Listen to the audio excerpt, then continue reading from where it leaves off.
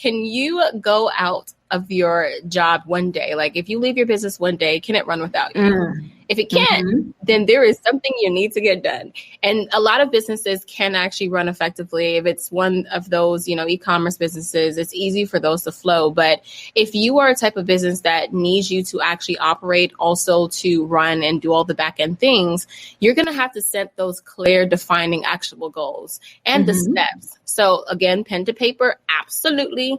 But even just making sure that you can figure out if it's worth you doing it or delegating it. And so when you're delegating, then you're able to execute better because you can effectively just organize your mind and your thoughts to say, this is my responsibility. This is team A's responsibility, team B. So it kind of helps you with that process building. The other thing I would say, though, is to just regularly review and adjust those goals and those tasks to see if it makes sense for you to make some changes. You're listening to the Black to Business Podcast, an educational podcast providing Black entrepreneurs with the tools and resources to start and grow their businesses. We chat with vetted Black entrepreneurs, thought leaders, and business owners as they provide tips and resources to help take your business to the next level. I'm your host, Monique T. Marshall. Hey there, Monique here. And before we dive into today's episode, I wanted to share a bit of my journey with you. As a first-generation entrepreneur, I know what it's like to start from scratch. I didn't have a lineage of past business owners or a community of mentors to guide me through the process. That's why I created Black to Business and the Black to Business Podcast, to provide resources and support for fellow Black entrepreneurs like you. And guess what? I'm not alone in this mission. Harvard Business School Executive Education shares our commitment to developing leaders making a difference in the world. Their renowned faculty members are skilled educators blending real-world experience with a variety of teaching approaches to create an exceptional learning environment. Visit hbs.me/explore to discover the possibilities that HBS has to offer. Are you ready to take your leadership to the next level? Visit hbs.me/explore today. Do you need to take back control of your time? Or do you need to simplify your business operations so that it isn't as time consuming? We hear you and we truly understand how you feel. And that's why in this episode, we have the perfect person to help you improve your time utilization and business flow, Marie Lewis. She's the founder of Royal Executive Assistants, Inc. And together we're unpacking all things streamlining and business optimization. Welcome back to the Black to Business Podcast. I'm your host, Monique T. Marshall, and together with Marie, we cover a topic that's sure to revolutionize the way that you run your business, streamlining and operations. We're talking about how to slash through inefficiencies, automate your processes, and boost your productivity, all while giving your time back to you. Think of this episode as your step-by-step guide to getting your business efficiency the highest it's ever been. Let's get into it. Marie, welcome to the Black to Business Podcast. Such a treat to have you on the show, so welcome. Thank you. Yes, so I'm excited to have you here because we are talking about all things streamlining and operations to simplify your business. So before we dive in, I'd like to get my audience familiar with who we're speaking with. So if you could just share a little bit about who you are, what is it that you do in your business, and how did you get here? Absolutely. So my name is Marie. I'm the owner of Royal Executive Assistant, Inc. So if you're the person who's dealing with chaos from the day-to-day operations and drowning out your vision, I'm the girl who helps you to clear out the clutter. So I'm very big on just heavy lifting of all of the administrative tasks, the fine-tuning of your marketing efforts, and streamlining your operations. So it just means that we help you to breathe easier and focus more on what you like to do and drive your focus forward and just kind of help you grow your business. That's what it is. And I believe that we're like the silent operation killers, making sure everything runs smoothly so you can lead with confidence and clarity. Yeah. Oh, I love that. How did you get into this work? It was a God-driven thing, but for the most part, I've been very, I think everything just aligned in itself. I was passionate about helping and supporting everyone, and it just really all made sense to just support them in this way. I love that. And I love so much what you do because, like you said, getting the chaos organized and letting entrepreneurs focus on what they love and like to do in their businesses. And I find that in all the years speaking with entrepreneurs, operations and streamlining is the answer to a lot of the problems in business. So we talk about this a lot, but on the Black to Business podcast, we like to break it down. So first, let's talk about understanding streamlining and operations. So what does it mean to you if somebody says like streamlining business operations as a first generation or a first time entrepreneur? What would you say if they ask you what that meant? I've always tried to simplify this answer, but sometimes it gets too hard to simplify it. But what I've come to now simplify it as is that streamlining your business often involves simplifying, automating, and optimizing your processes. It just ensures that every action that you're contributing goes directly to your goals. And also, it's all about just efficiency and effectiveness, cutting out all the clutter that doesn't serve you. I love that. Cutting out all the clutter that doesn't serve you.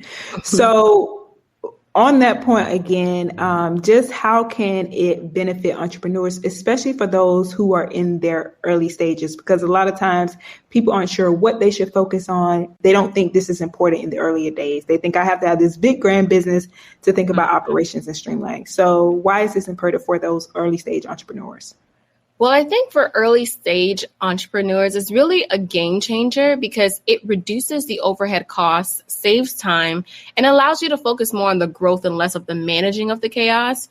It just sets a foundation for the scalability right from the start. So it's just creating that success already from the beginning. And Marie, you work with a lot of business owners and entrepreneurs. So in your experience, what are some of the challenges that entrepreneurs face when it comes to managing their operations efficiently? You know, honestly, entrepreneurs often struggle with overlapping responsibilities. It's either that they're unclear with roles within their team or they have ineffective manual processes that eat up their valuable time and resources. So I try to make sure that I help those specific people. Yeah, that's a big one. And so we talked all about, I love that because we've talked all about why this is important and really understanding what this means for an entrepreneur. So the next thing somebody might be thinking, okay, Marie has shared all the reasons why this is important. How can I actually start to implement these systems? Even when they're thinking about, I only have a limited amount of resources, what would you say? So it always starts from identifying the key processes that are going to be critical for your business and then really mapping them out. And, you know, it really takes the pen to paper to really solve some things. And we can even use basic tools like spreadsheets because that can automate some parts of your business. And then as your resources grow, you can invest in more of the software and tools and individuals like us who kind of like help you to streamline it all. Yeah, I love me a good old school pen to paper. So I'm glad you said that. Yes, I'm all for that. And so speaking on this even more, just with those people who are thinking about the costs. So what would you say to those who are hesitant about embracing this process of streamlining or automation because of the cost that it might entail? I always love a good ROI, a return on investment. Okay. And I think the long-term return on investment is what really should drive your thoughts on that cost. And then the upfront cost of automation and streamlining quickly kind of like offsets by those efficiencies that's gained. And most importantly, it positions your business for sustainability and growth and also success. So it's just really goal driven.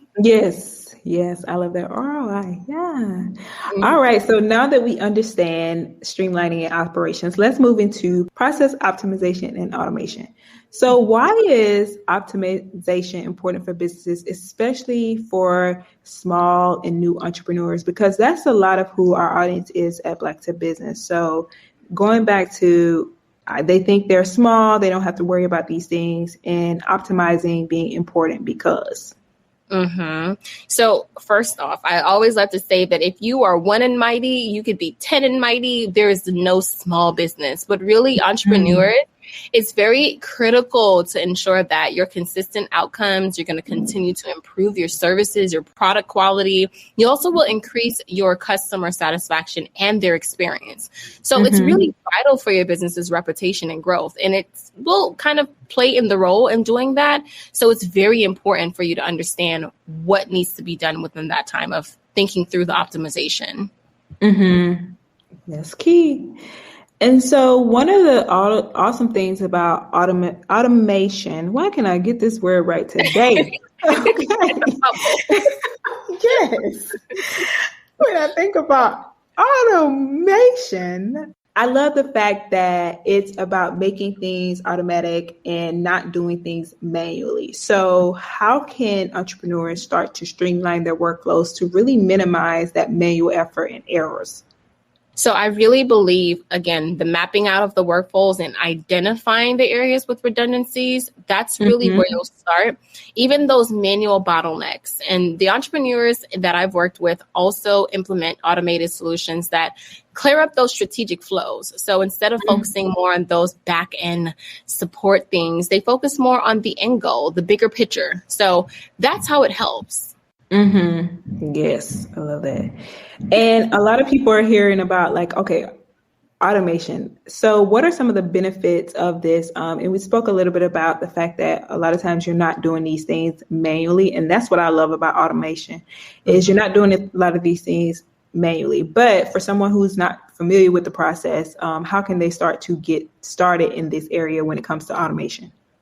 So I think automation just brings consistency overall. It brings efficiency and also scalability. And when you're starting, you always want to start small. So tasks like email responses or scheduling, and then you can use affordable tools like that to integrate easily with your existing operations. So that would be key to start there. See, I love that. My next question was going to be some of the examples of common tasks, if there are any more that entrepreneurs can think about that are ideal for automation. Absolutely. So there are tasks that are simply like data entry. You can do appointment scheduling. So having text messages after people schedule a call or an email sent out. You can even do follow-ups after that client has, booked or any kind of follow-ups there. And then also those time-consuming yet critical tasks that run in the background, those can be powered by technology. So it's easy. And Marie, you spoke about some of the tools that can also assist people with this process. So in your experience, what are some of your favorite tools or resources that entrepreneurs can kind of use to facilitate this process?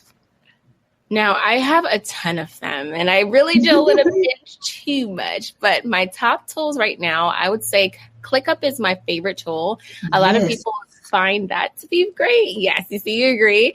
Because it's just so powerful. Zapier is the integrating tool that does everything. So it has to be my favorite. And then people like simpler tools like Trello and Monday.com, which is similar to ClickUp, but you'll never also beat Slack. Slack is the communication tool that allows you and your end user to actually communicate. So those are great tools for beginners.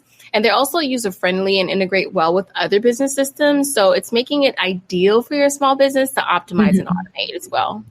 I love that. Yeah, I love me a good old ClickUp and Zapier as well. Yes. Such great recommendations. And we'll be sure to put those in the show notes as well. So thank you. And then also, so we've spoken about automation and setting up these things and processes so that people aren't doing every task manually. And you've given us some examples of tasks to do so.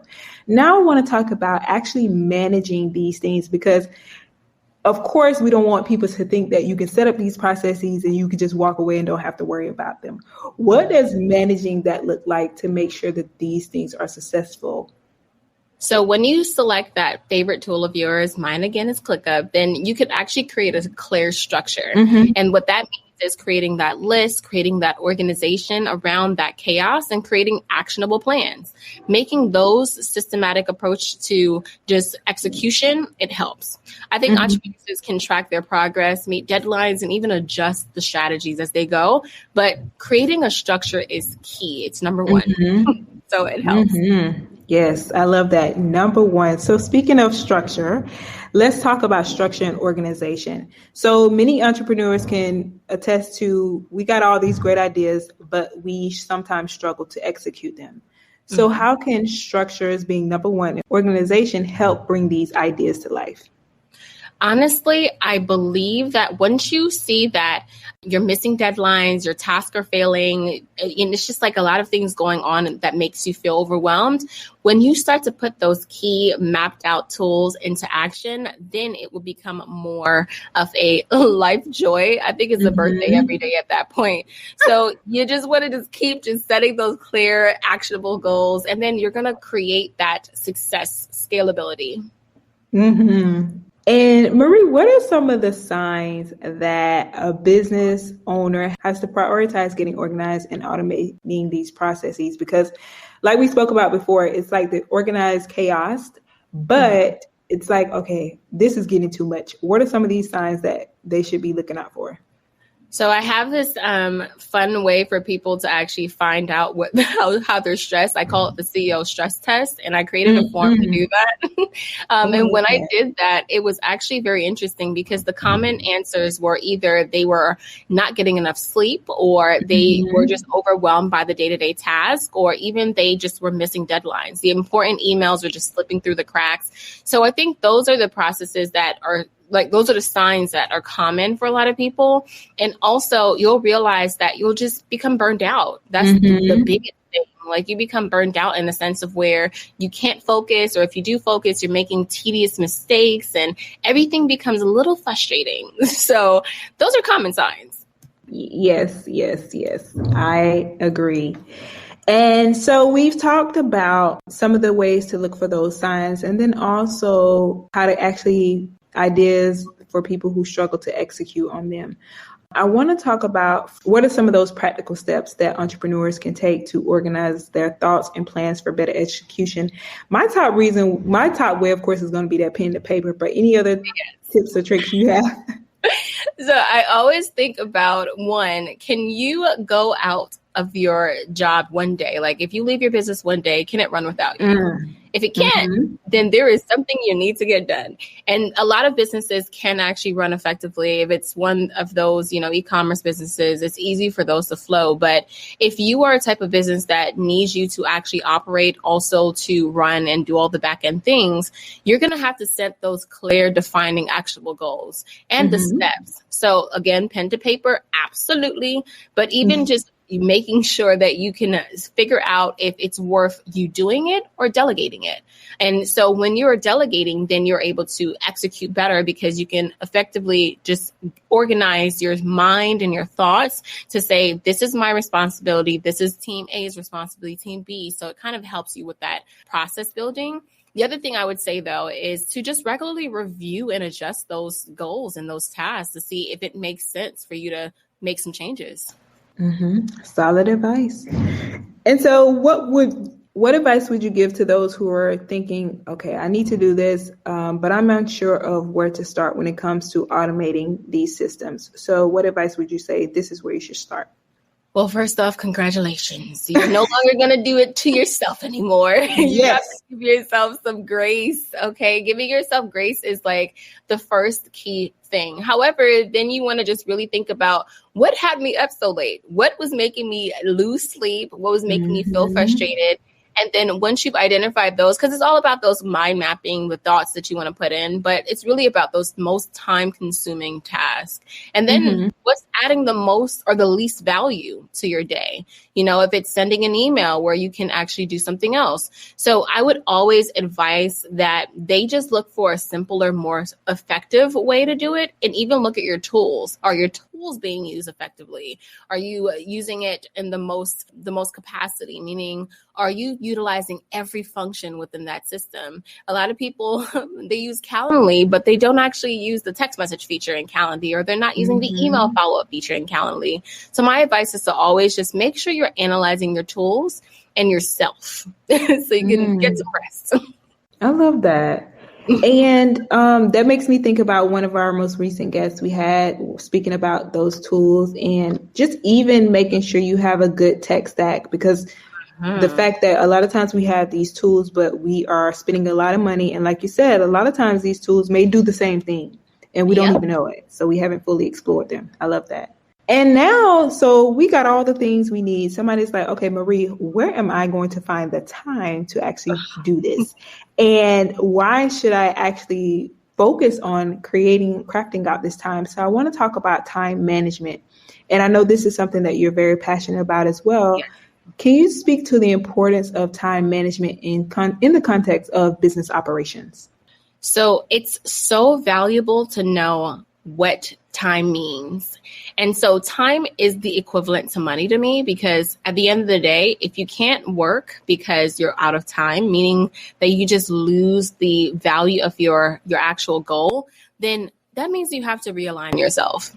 It's very important for you to really understand what time is. And then when it comes to the business operations, you just want to take the time to prioritize what those goals are. So are you misaligned from your initial goal? Are you maximizing the productivity of yourself? Are you ensuring that you're using the use of your strategic use of your resources?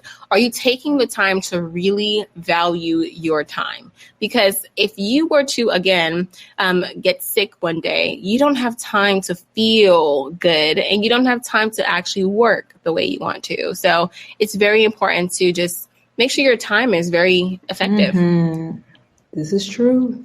And it makes me think about how you spoke about the fact that people if their business requires them, you don't actually have that time to be off because your business is requiring you.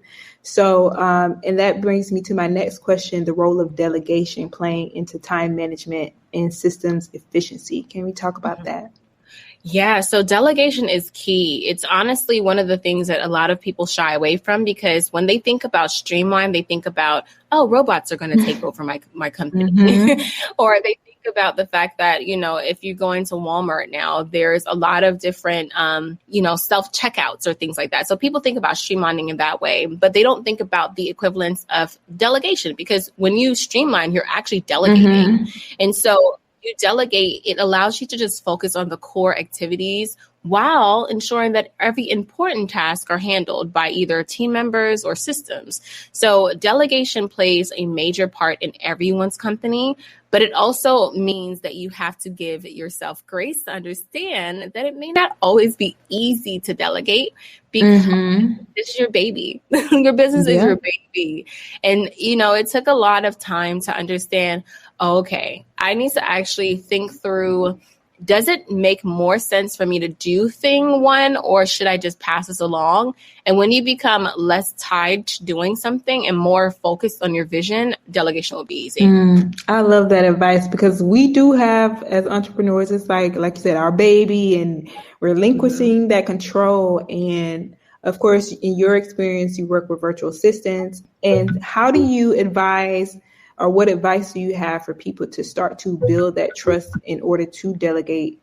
So honestly, it is a hard task to do, because it's not always easy to find trust. And sometimes it's also too hard to get to the space of completely understanding what to delegate. So I think when finding a team, you have to do a trial and error. I've actually gone through about, I want to say 30 virtual assistants prior to actually getting to a space of comfortability. And my team was really, really, really structured to the point where I was mothering every task. And so that becomes one of the things that you have to be able to understand, like, okay, nope, I need to actually focus on this thing, less this thing. So I think finding the team is the perfect way to do, the process. But also, I would say just really think about what's worth it. What is worth it to you within your time, to find the team. And also hire out, use staffing companies as well if you have the ability to do that. Yeah, that sounds advice. Yes, definitely. And so, Marie, how can you start to identify the inefficiencies in your systems and processes? So what are some ways to do that?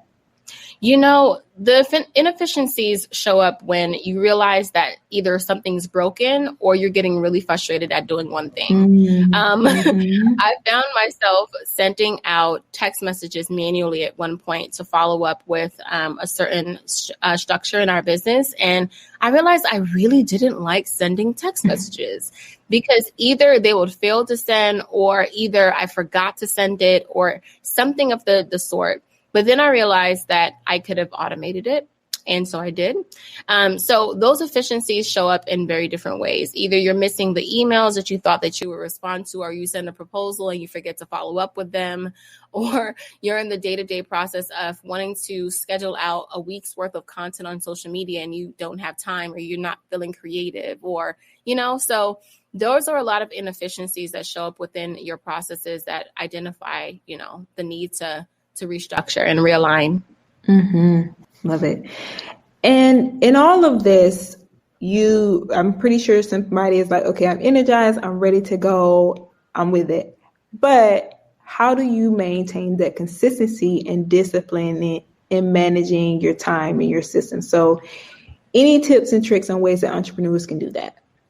It's not easy. Honestly, a lot of times people really think that they have this superhero mentality and this facade, and they say, oh, I can do it. But then you realize that you're human very quickly. I'm a mom. I have a 2-year-old, and I'm also a wife. I'm a sister. I'm a friend and all the things. And I want to be social, but I find myself sometimes in a space where compartmentalizing can be hard. And if I'm feeling that and I love systems, everyone else can feel that, and it may be different for them. And I try to encourage people to just remember that you have to give yourself grace, but also self-care is key. I like to coin the business operations, systems, and self-care supporter, because one is called boss, but also it really just like empowers people. And so it's a community that you bring together, you want to just encourage people to remember that you're not alone. Everyone is going through the same thing. We just have an easier way to deal with things because of systems. I love that. We have an easier way to deal with it because of systems. Yes. And you spoke about this earlier, and I want to circle back to this. You touched on this earlier. The fact that all of this aligning with the bigger picture. So how can entrepreneurs ensure that their time management and systems efficiency, operations, automations, all of these efforts that they are putting in are aligning with the bigger overarching big picture strategy for their business? So I always say, when you started the business, you had a mission, you had a vision, you had a goal. Those things sometimes change over time. I've seen people do brand rebrands, or, they've done refreshes and all the things. But overall, in your core, you know what your goal is. For example, if you want to build a nonprofit and you want to actually get like homeless shelters built or things like that, the goal is to save those homeless people. But if you don't have the time to get the supporters in the community and the rallying of those things that needs to help you to get to that goal, then it will create the obstacles. And so encouraging people to really think through what is the more important thing. The time to, get to that end goal, or is it the time to manage all the day-to-day things? And I think when it comes to the managing of things, that's when it becomes that part of, man, I need to hire somebody to help me with this.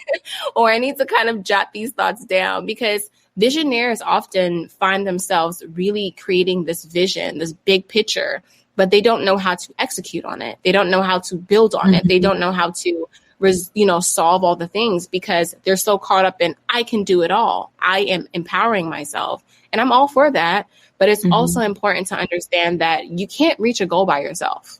You just can't.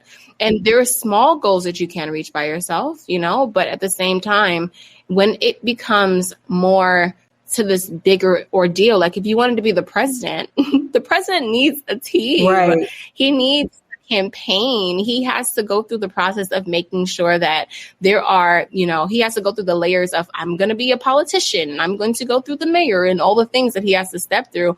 And throughout those processes, he has a team. So I think big picture equals team.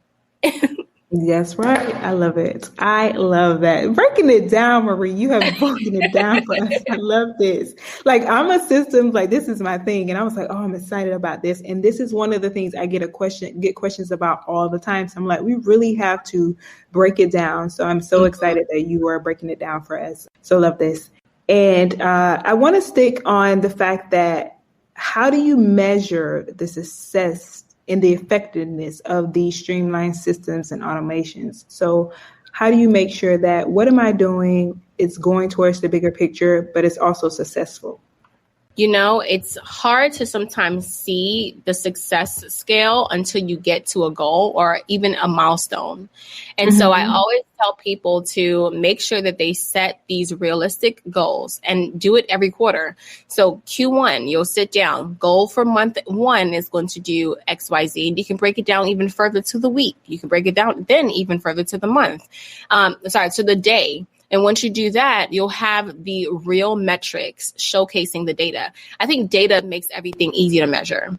So if you're seeing a goal, and there's a lot of different tools that people use, like KPIs and other systems that you can use to measure the goal or to measure the success rate.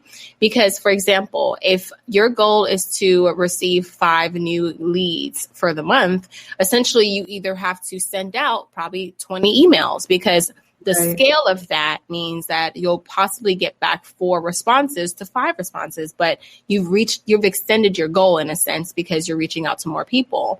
And I think it's really just about thinking about the effects of the harder work in the upfront part of it. And then you'll see the measurable success in the end goal. And that's just how I think about it. But it's also very hard to get there sometimes. Because when you start to think through, oh man, I want to make $100,000 this year. Okay, well, that means that each month I will have to make at least X amount. Right. And it's like, okay. Then you have to think about, okay, so if I have a team, then that deducts from that X amount. And then it just becomes a little bit defeating, or I think it derails you a bit. But if you consistently stick to the goal, then, and also just, and I'm very always big on just saying God, because it is true. When you just align yourself with the vision of God that God has for you, you don't have to worry about it. It literally becomes easier. And so if you align yourself with that, this is my goal, and take those things. I think at the beginning of the year, most people do like vision boards, right? For the first time in my life, I did a vision board this year. And I said, what was this? Yeah. And so I realized then that people also do like monthly vision boards. And I'm like, what? You do it by the month? So finding even that out gave me the amped amount of energy I needed to then create more goals. So yeah, I think that's a good way to put it. I love that. And I love that because I feel like so many times, because I'm the same, I don't know if I've ever done a full vision board, but I think even for some people, even myself included, it's just like you just said, sometimes it can seem like overwhelming, but to see, okay, I got to do all this.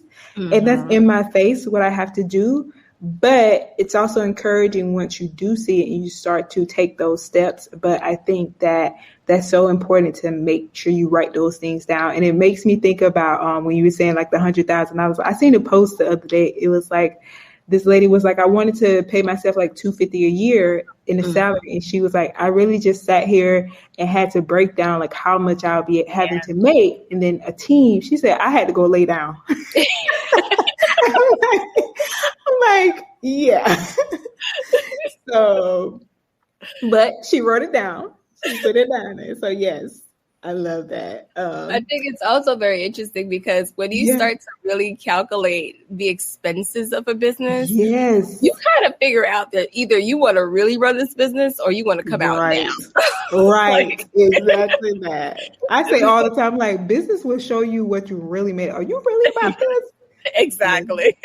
Yes. And it's so interesting as well, though. I actually spoke to someone today, and we both have kids under 2. And so he said something so funny to me. He said, having a business is actually easier to run than having a child. And I said, it makes so much sense that you've said that, because it's so true. They need so much. Yeah. It's, and I think I don't have kids yet, but I think it's like, I can see the similarities too, like you said, but it's true. It's like, oh my. So I'm glad you broke that down and laid it out for people. But I think it's so important, like you said, to just see it. And sometimes it can feel overwhelming, but so proud once you write it down and, start to make those steps. So yes. And now I want to talk about how important it is for entrepreneurs to solicit that feedback, whether it be from their team members and from their customers on when they're refining these processes. I love me a good survey. Yes. And I love surveys because it gives you the ability to either get those raw and like, it's kind of harsh sometimes because it's like a slap in the face. Yeah. You get the feedback you're not expecting. But everything that we do, we actually just did another feedback. Every quarter, I try to do a feedback on either our services that we're providing or either just our day-to-day operations. So do you feel comfortable or is everything okay? And it's so important to do that because it gives you the insight you need to pivot to the next set of your business.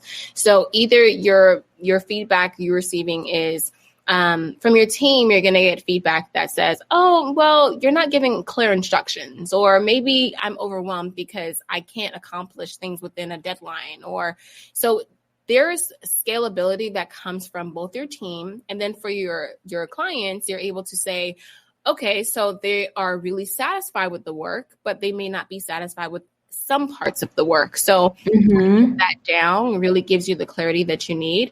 I found that when you are doing small things, and this is one of the fun parts that I just implemented as well, after a connection call, I actually now send a follow-up email with a small survey in there just to kind of have a quick feedback on how the call was. Because when you realize that people are looking, because you're interviewing, they're interviewing you, you're interviewing them.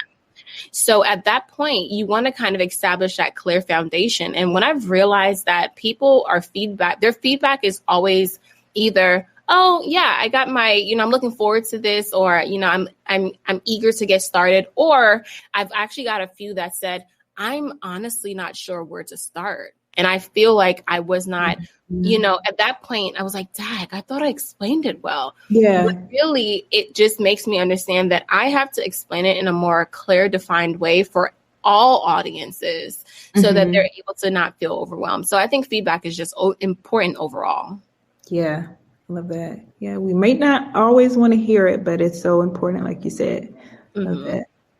So Marie, you have given us so much gems, so much resources and step-by-steps. And I'm pretty sure somebody's listening who's like, okay, how can Marie help me? Because I want to work with her and her team. So I want to talk about the work that you're doing. So how can Royal Assistants help entrepreneurs and business owners streamline and organize their businesses, and kind of talking about your services and your offers?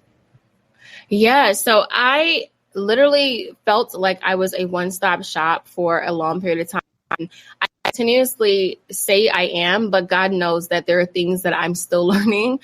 So the way that we support others now, we do more so admin support, and admin support tailors into everything from your back-end day-to-day entries, or even scaling your business for the entire, I would say like your social media. So it does marketing as well. We do the basic things like file organization and things like that. But then we also even help with the operations management. So that's project management, the business overall. So we help with the community management, client management, all the things. I would say, though, that if you are a visionaire who's in a space of just really trying to figure it out, I always say be intentional and just try to take the time to map it out before you go to anyone. That's key. So that's very important because we also help with CEO accountability. So if you're not in the space of wanting our support yet, but you just need an accountability partner, we do that as well, helping with goal tracking and all the things. I love that. See, that speaks to the type of business owner you are, and just that authenticity in, okay, set these things up first before you go to anyone, because so many people would be like, okay, come to me, and the person is confused and they're not ready. So you're like, set this up. I love that advice. See, that's why we have these types of people like Marie on the Black Business Podcast. Ethics. Love it. And so I want to talk about some of those success stories and testimonials from your experience with working with these entrepreneurs. Like, what are one of those stories that stick out? I always get teary-eyed around these because it makes me feel so warm inside, know that I was able to help someone so much for them to even make like a video or, things like that. One of my clients, I've been working with her now for over 3.5 years. And so she has been one of the people that I would always shout out. She actually has like a intentional women's community. And when I found her, she was essentially just trying to figure it all out. But she and I have really started to create a vision and blossom that vision. And what she says about me all the time is that I will stay through thick and thin. And I always love to hear that because it's true. Like sometimes when there are hardships or sometimes when your business just goes up and down, you just want to make sure people are able to support you and through everything. And I think I've been more so an accountability partner for her, but also a supporter for her. And I always love sharing her story. And even the other people I've worked with, they always say great things, but I'm never a person that's like, oh yeah, you know, I'm top dog. Like I've never been that person because it's so weird, you know, to me. But it's such a humbling feeling to know that God has allowed me to support others. And I have the gifts of helps is what they call it.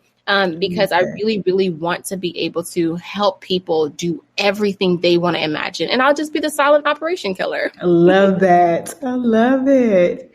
And so for you, you have worked with a lot of clients, but then also being a leader and visionary yourself, what are some of your favorite tools or resources that have helped you in your entrepreneurial journey? I am a tool junkie. I think there's too many things that I like, but I always find the best and simplistic tools. So I like a good calendar management tool. Of course, Google is good, but there's ones that I fell in love with that just coordinate both your task and your calendar and your email as well. So one of the tools that I love is called Morgan. And that helps with my calendar management. And then the other tool that I really, really love that I cannot live without, like I mentioned earlier, is ClickUp because it literally helps me with my life and it helps me with my day-to-day.